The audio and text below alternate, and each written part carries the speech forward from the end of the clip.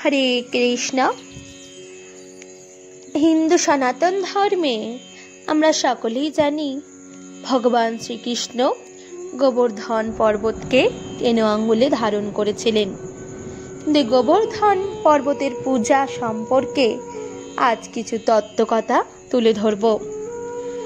ভগবান শ্রীকৃষ্ণ একদিন দেখলেন যে সব গোপেরা ইন্দ্রযজ্ঞের ব্যবস্থা করছে। তিনি নন্দ বাবাকে জিজ্ঞাসা করলেন, বাবা, আপনারা কোন যজ্ঞের আয়োজন করছেন? মনে হচ্ছে যে এখানে খুব একটা বিশাল উৎসবের ব্যবস্থা হচ্ছে। নন্দ বাবা বললেন, বাবা, ভগবান ইন্দ্র বৃষ্টিদানকারী মেঘের দেবতা, মেঘ তারই রূপ।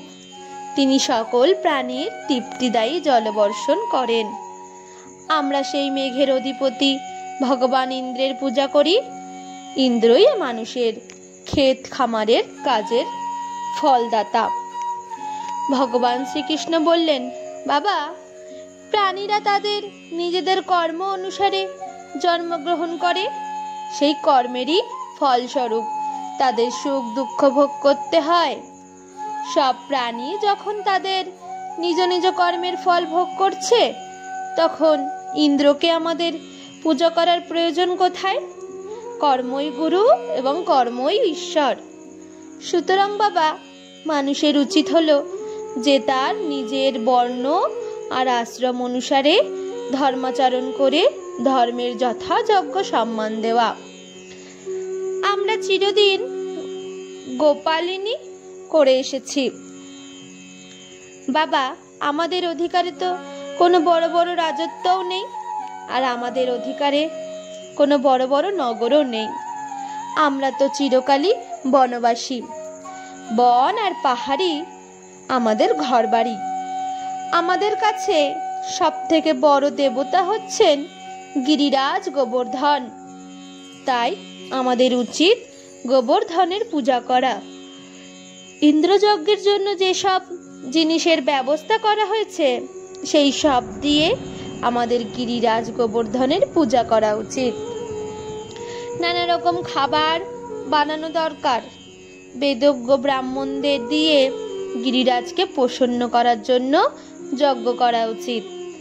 সেই ব্রাহ্মণদের অনেক অনেক অন্ন, গাভী এবং দক্ষিণা দেওয়া প্রয়োজন।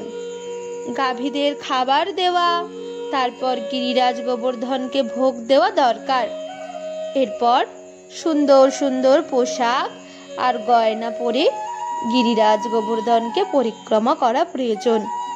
বাবা, আমার এই রকমই ইচ্ছা। এই রকম যজ্ঞ গোব্রাহ্মণ এবং গিরিরাজের তো প্রিয় হবেই, আমারও খুবই প্রিয়। আসলে ভগবান শ্রীকৃষ্ণ ইন্দ্রের দর্প চূর্ণ করতে চাইছিলেন। নন্দ বাবা এবং অন্যান্য গোপ ব্যক্তিরা ভগবান শ্রীকৃষ্ণের এই পরামর্শ অতীব আনন্দের সঙ্গে গ্রহণ করল। প্রথমে ব্রাহ্মণদের দিয়ে স্তুতিবাচন করিয়ে গিরিরাজের ষোড়শোপচারে পূজা করানো হলো। ব্রাহ্মণদের দক্ষিণা দেওয়া হলো। এরপর নন্দ বাবার সাথে সমস্ত গোপ গোপিনীরা গিরিরাজকে পরিক্রমা করলেন। গোপ গোপীদের বিশ্বাস উৎপাদন করার জন্য ভগবান শ্রীকৃষ্ণ গোবর্ধন পাহাড়ের উপর এক অন্য বিশাল শরীর ধারণ করে নিজেকে প্রকটিত করলেন এবং জিনিসের ভোগ দিতে লাগলেন। নিজের এই দ্বিতীয় স্বরূপকে অন্যান্য ব্রজবাসীদের সাথে স্বয়ং নিজেও প্রণাম করলেন, কিন্তু বললেন, দেখো কি আশ্চর্যের কথা, গিরিরাজ স্বয়ং প্রকট হয়ে আমাদের কৃপা করলেন। তিনি যেমন ইচ্ছা তেমন রূপ ধারণ করতে পারেন। যেসব বন্যপ্রাণী তাকে অনাদর করে, তিনি তাদের বিনষ্ট করেন। এসো, আমরা আমাদের এবং গোজাতির কল্যাণের জন্য এই গিরিরাজকে প্রণাম করি।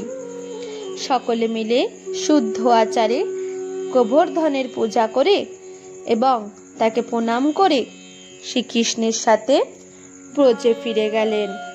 এইভাবেই গোবর্ধন পূজা চালু হলো। রাধে রাধে।